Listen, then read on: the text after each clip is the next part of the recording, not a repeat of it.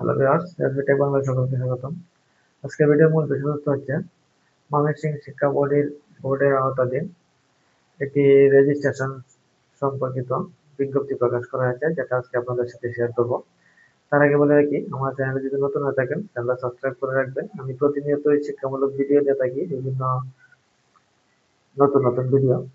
আমার চ্যানেলটা যদি সাবস্ক্রাইব করা থাকে তাহলে ভিডিওটা আপলোড সাথে আপনারা নোটিফিকেশন পেয়ে যাবেন। এই জন্য আমার চ্যানেলটা সাবস্ক্রাইব করে রাখবেন এবং আমার ভিডিওতে একটি লাইক দিয়ে দেবেন। তাহলে চলেন দেখি বিজ্ঞপ্তিটা কি।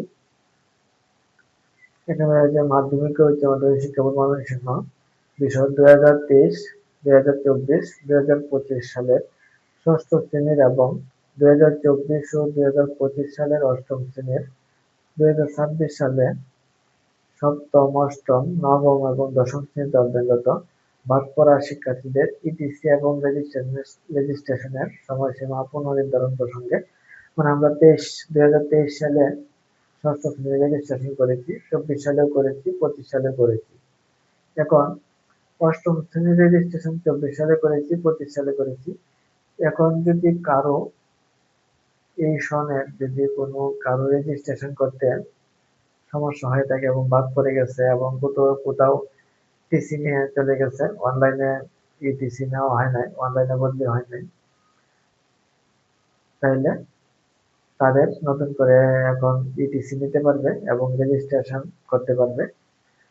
উপযুক্ত বিষয়ের প্রেক্ষিতে সংশ্লিষ্ট প্রতিষ্ঠান প্রদানকর্তাকে জানানো যাচ্ছে যে 2023, 2024, 2025 সালের ষষ্ঠ শ্রেণীর এবং 2024 ও 2025 সালের অষ্টম শ্রেণীর, 2026 সালে বর্তমানে সপ্তম, অষ্টম, নবম এবং দশম শ্রেণীতে অধ্যয়নরত ভুলবশত বাদ পড়া শিক্ষার্থীদের অনলাইনে বিলম্ব ফি সহ রেজিস্ট্রেশন এবং ইটিসি এর সময়সীমা 2/8/2026 খ্রিস্টাব্দ থেকে 8/8/2026 খ্রিস্টাব্দ পর্যন্ত পুনর্নির্ধারণ করা হলো।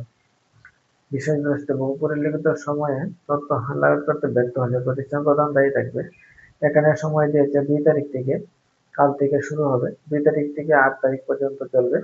এর ভিতরে কাজ সম্পন্ন করতে হবে। যদি কারো কোনো সমস্যা থাকে এবং কেউ রেজিস্ট্রেশন থেকে বাদ পড়ে থাকে ভুলবশত, এবং কেউ যদি ইটিসি নিয়ে থাকে, অনলাইনে আবেদন করে নাই, তারা এই 8 তারিখের ভিতরে আবেদন করতে পারবে প্রয়োজনীয় কাগজপত্র, প্রয়োজনীয় তথ্য নিয়ে।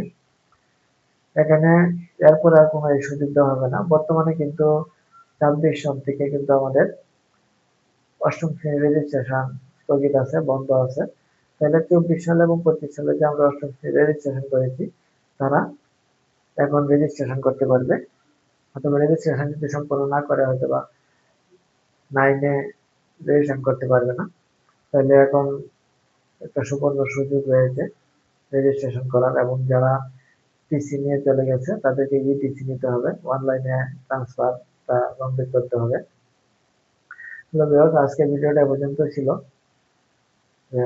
2024 সালে 23 সনে এবং 25 সালে ষষ্ঠ শ্রেণী এবং 24 সালে ও 25 সালে অষ্টম শ্রেণীতে যারা অধ্যয়নরত রয়েছে, যদি কারো রেজিস্ট্রেশন এবং ইটিসি নিতে ভুল হয়ে থাকে তাহলে বিলম্ব ফি সহ রেজিস্ট্রেশন করতে পারবে এবং ইটিসির আবেদন করতে পারবে।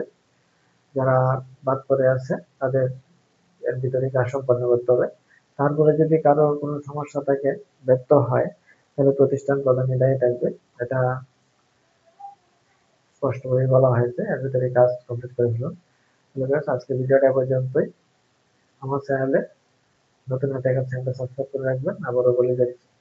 ওকে, থ্যাংক ইউ, ধন্যবাদ।